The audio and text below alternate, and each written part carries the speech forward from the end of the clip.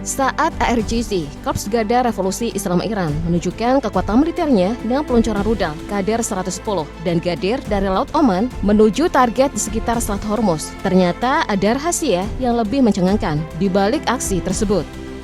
Faktanya beberapa teknologi canggih yang biasanya diproduksi oleh Israel dan Amerika justru berhasil dipelajari dan dimodifikasi oleh Iran. Bahkan beberapa perangkat tersebut berasal dari drone dan rudal yang sengaja mereka tembak jatuh dan ambil bagian-bagiannya. Mulai dari kasus Hermes yang jatuh baru-baru ini, hingga sejumlah alat intelijen yang sudah jadi incaran Iran selama lebih dari 10 tahun. Semua puing yang mereka dapatkan justru menjadi sumber daya berharga untuk mereka.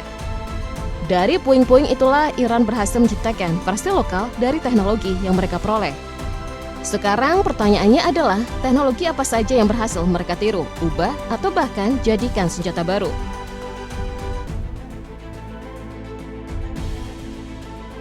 Bagi Iran, rekayasa balik ini bukanlah sekedar strategi teknis, tapi juga keputusan yang penuh kalkulasi pragmatis. Dengan mempelajari perangkat yang mereka ambil dari musuh, Iran bisa mendapatkan akses langsung ke teknologi yang sulit diakses secara langsung. Lalu mereka menyesuaikan teknologi tersebut dengan kebutuhan mereka di medan perang. Alih-alih membeli sistem modern yang mahal dari negara-negara besar, mereka lebih memilih untuk menyalin dan memodifikasi teknologi tersebut karena lebih hemat biaya dan lebih cepat. Di sisi lain, Iran juga butuh sistem produksi yang bisa mendukung perang asimetris, khususnya untuk memastikan pasokan senjata bagi milisi pro-Iran di berbagai lini depan, tanpa harus bergantung pada pemasok internasional. Meskipun hasilnya seringkali berupa adaptasi kasar, improvisasi, atau modifikasi separuh matang, hasilnya cukup efektif untuk memenuhi kebutuhan taktis mereka. Motivasi di balik rekayasa balik ini bisa dilihat dengan jelas dalam salah satu contoh paling mencolok. Rekayasa balik rudal anti-tank spek 1 dan 2 yang akhirnya melahirkan keluarga rudal Almas. Cerita bermula dari perang Israel-Hizbullah pada tahun 2006, di mana semua rudal Spike dilaporkan berhasil direbut oleh pejuang Hizbullah, kemudian diam-diam dikirim ke Iran. Di sana rudal tersebut dibongkar, dipelajari, dan akhirnya dikloning. Dari situlah lahir rudal Almas yang pertama kali diperkenalkan oleh Iran pada awal 2020-an sebagai ATGM, Anti-Tank Guided Missile presisi yang berbasis teknologi Spike. Almas hadir dalam 3 varian, Almas 1, Almas 2, dan Almas 3, dengan jangkauan 4 km, 8 km, hingga 16 km. Bahkan baru-baru ini varian Almas 4 juga diperkenalkan. Rudal ini dilengkapi hulu ledak berlapis dan mampu menyerang dari atas, mirip dengan cara kerja rudal Spike buatan Israel. Secara desain, Almas mengusung konsep yang mirip dengan Spike IR. Namun tampaknya lebih simpel dan mungkin sedikit lebih lambat jika melihat hasil uji cobanya yang terdokumentasi. Jika Almas merupakan hasil rekayasa balik terhadap rudal Spike, lini senjata Iran lainnya berasal dari proses serupa yang melibatkan drone dan sistem udara Israel, termasuk insiden jatuhnya Hermes 450. Insiden terkenal ini terjadi di Al-Asiyah ketika Hermes 450 ditembak jatuh oleh Hizbullah, menambah daftar panjang UAV Unmanned Aerial Vehicle Israel yang berhasil direbut sejak konflik 2024. Beberapa analis menduga bahwa drone-drone Hermes 450 mungkin telah dievakuasi dan dipelajari oleh teknisi Iran. Tak lama setelah itu, Iran memperkenalkan beberapa varian drone dalam keluarga Shahed, seperti Shahed 129 yang pertama kali diperlihatkan kepada publik pada 2012-2013. Bentuk badan, desain ekor berbentuk huruf V, dan pola terbangnya menunjukkan banyak kesamaan dengan drone buatan Israel ini. Dari sisi spesifikasi, Hermes 450 memiliki kecepatan antara 130 hingga 180 km per jam dengan daya tahan terbang 17 hingga 20 jam.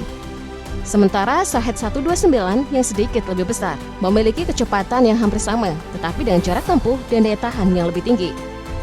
Penggunaan operasionalnya sudah terlihat di wilayah Teluk Persia.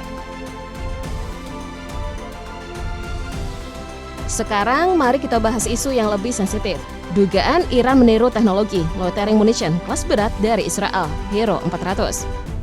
Pada tahun 2025, Iran memperkenalkan drone Razvan yang menurut beberapa analis memiliki desain yang sangat mirip dengan U-Vision Hero 400. Terdapat rumor yang menyebutkan bahwa beberapa unit hero yang jatuh atau berhasil direbut di Suriah, Lebanon, atau bahkan dari kapal Iran yang diserang loitering munition Israel antara 2019 dan 2021 menjadi sumber untuk rekayasa balik tersebut. Jika benar, platform tersebut menjadi dasar bagi Iran untuk mengembangkan Razvan. Meskipun memiliki jangkauan 20 km dan daya tahan 20 menit, Razvan dianggap sebagai tahap awal Iran dalam meniru konsep loitering munition jarak menengah. Dari teknologi modern, mari kita beralih ke sistem yang lebih klasik, yang justru membuka babak baru dalam konflik. BGM-71 TOW dan versi Iran Tophan. TOW dikenal sebagai rudal anti-tank dengan panduan kawat yang kuat. Dan kecepatan 278 mprs, jangkauan hampir 4 km, dan hulu ledak yang masih efektif melawan kendaraan tempur modern. TOW telah digunakan Iran sejak sebelum revolusi 1979, saat mereka masih menjadi mitra dekat Amerika.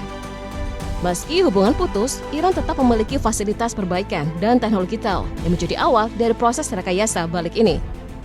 Hasilnya adalah Tophan yang pertama kali muncul dengan varian Tophan 1 pada 1988, diikuti berbagai varian lainnya.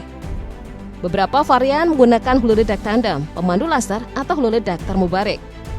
Tophan telah terbukti efektif di berbagai konflik di Suriah, Irak, dan Yaman, dan menjadi salah satu senjata anti-tank paling ikonik di arsenal Iran, meskipun berawal dari tiruan. Kini, mari kita lihat salah satu usaha rekayasa balik terbesar Iran, mengadaptasi dan menggabungkan teknologi M109 Amerika dengan platform asal Soviet.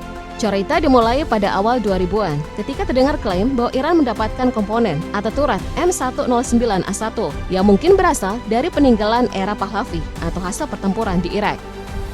Klaim lain menyebutkan bahwa turret tersebut berhasil direbut oleh milisi pro-Iran antara 2003 dan 2007, meskipun bukti nyata belum pernah dipublikasikan. Dari informasi ini, DIO, Organisasi Industri Pertahanan Iran, meluncurkan RATO atau Thunder II, yaitu howitzer swagerak yang jelas mengadopsi desain turret M109A1, namun dengan badan ala Soviet. Hingga kini tidak ada rekaman video yang memperlihatkan howitzer ini beroperasi. Spesifikasinya antara lain kaliber 155 mm dengan jangkauan tembak antara 18 hingga 30 km. Kecepatan darat 65 km per jam, bobot sekitar 36 ton, dan kecepatan tembak yang mencapai 5 peluru per menit. Dimensinya adalah panjang 9 meter, lebar 3,4 meter, dan tinggi 2,6 meter, menyerupai M109, namun dengan desain yang lebih kotak.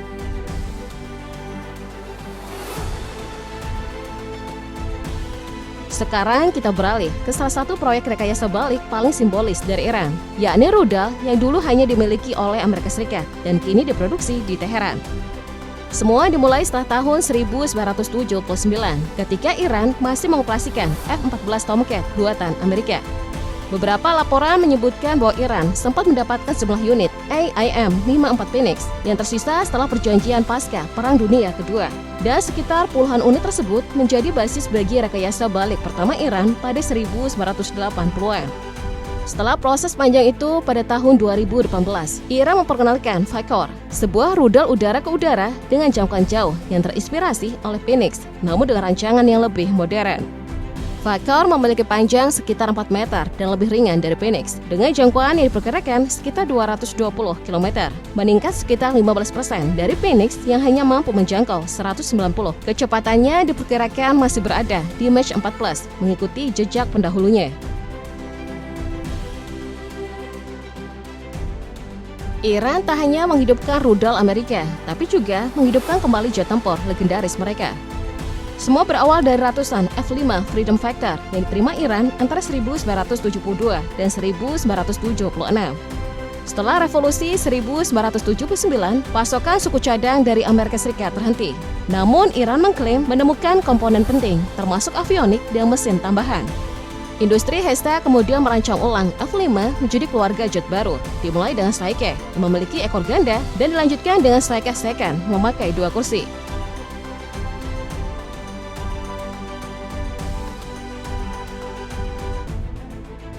Bina adalah rudal udara ke permukaan dan permukaan ke permukaan yang mirip AGM-65 Maverick, namun dengan beberapa perbedaan.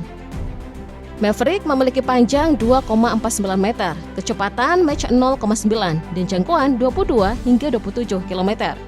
Bina meski belum diumumkan resmi, diklaim memiliki jangkauan puluhan kilometer dengan hulu ledak 70 hingga 100 kg. Meskipun dimensinya serupa dengan Maverick, Bina lebih dioptimalkan untuk peluncuran darat dengan desain sayap dan bobot propelan yang berbeda.